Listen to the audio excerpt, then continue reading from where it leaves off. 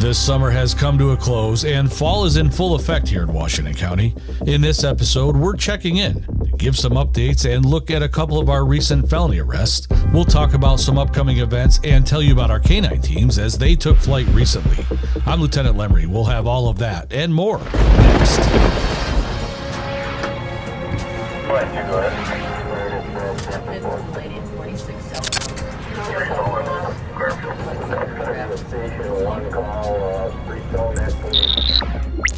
It seems like the summer of 2024 came and went in the blink of an eye, and our department has been busier than ever. In a case you may or may not have heard about, the sheriff's office arrested 3 people as a result of a narcotics investigation in Whitehall.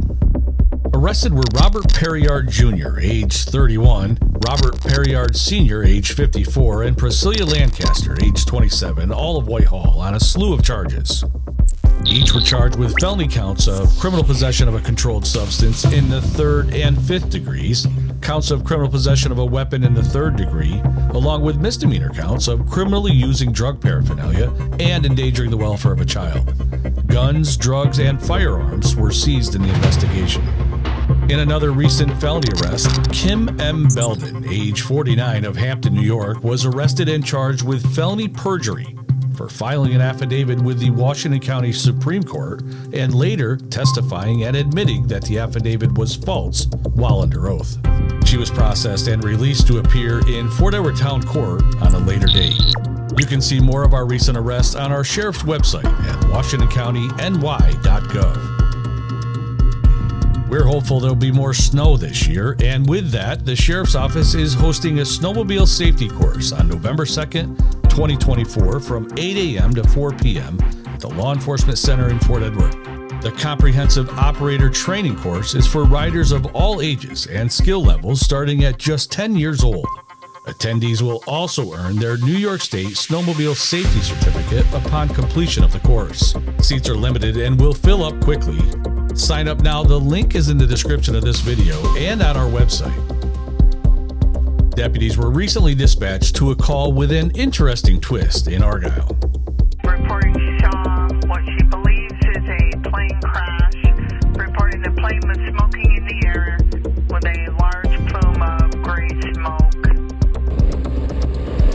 Upon investigating the call, deputies learned that the incident was actually a result of a remote-controlled model airplane that was being flown at a nearby field of a local RC club, with one of the RC planes having an issue and smoking before dipping down behind some trees. The call was a good intent call, and units cleared shortly thereafter, thankful that it wasn't more serious. Did you happen to see our post on our K9 teams conducting aircraft training? K9 Delta and Deputy Durant took to the skies recently. By exposing our K9 teams to the sights, sounds, and sensations of flying, we're able to build their confidence and reduce stress in unfamiliar environments. Deputy Dave Petrie is a manned pilot and a former K9 handler who volunteers his times to assist our teams with this specialized training. News 10 WTEN aired a story about the training, which you can watch by clicking the link in this video's description or by visiting our website at washingtoncountiny.gov and click on the Sheriff's page. Do you know about our Project Lifesaver program?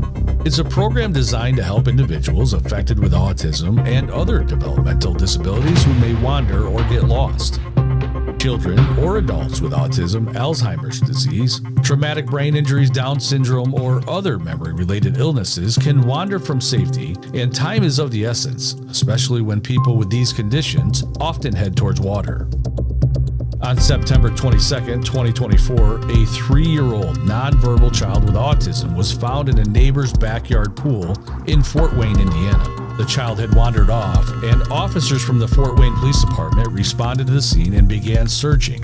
An officer heard the child crying and quickly located him in a neighbor's pool floating on his back. He was able to pull him out of the water and to safety. The child appeared upset but was unharmed. The following video can be upsetting for some, and viewer discretion is advised.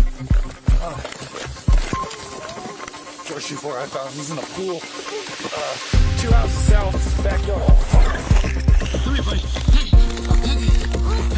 The child's parents praised the officer's swift action and expressed gratitude for the rescue of their son. With Project Lifesaver clients, each client is issued a plastic bracelet containing a waterproof radio transmitter.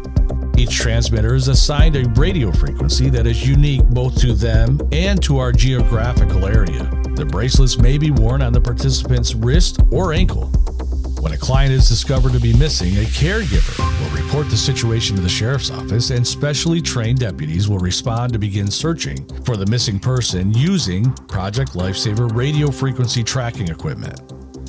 Project Lifesaver is a voluntary program and is offered to Washington County residents. To sign up or receive more information, please call 518-746-2475. We also have information on our website.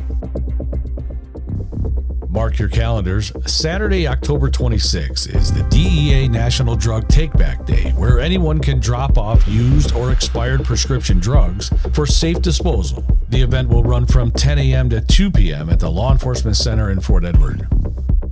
If you were like most, your social media feeds were flooded with photos and descriptions of the Northern Lights following a significant solar storm recently.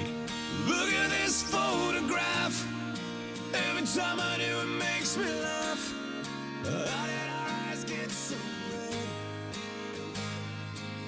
We also got a glimpse of them in the town of Kingsbury, and yes, you guessed it, we have a photo to prove it.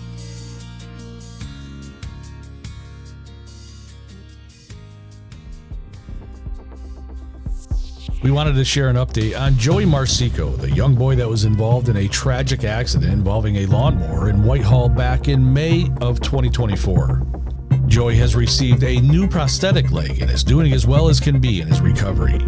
He continues to inspire all of us, and he recently stopped by to say hello to Deputy Albanese, who was the deputy that responded to the original incident and had applied a tourniquet before Joey was airlifted to a trauma center in Boston.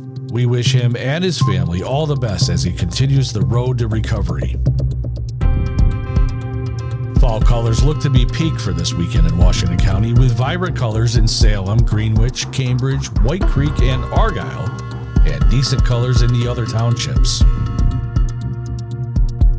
It's a chilly 38 degrees at the Law Enforcement Center in Fort Edward on this Sunday morning. However, we should see a nice warm-up according to the National Weather Service in Albany, with the remainder of the weekend in the mid to upper 60s and even into the low 70s for the first few days of next week. And with that, enjoy the rest of the weekend. I'm Lieutenant Lemery, and that was our video update.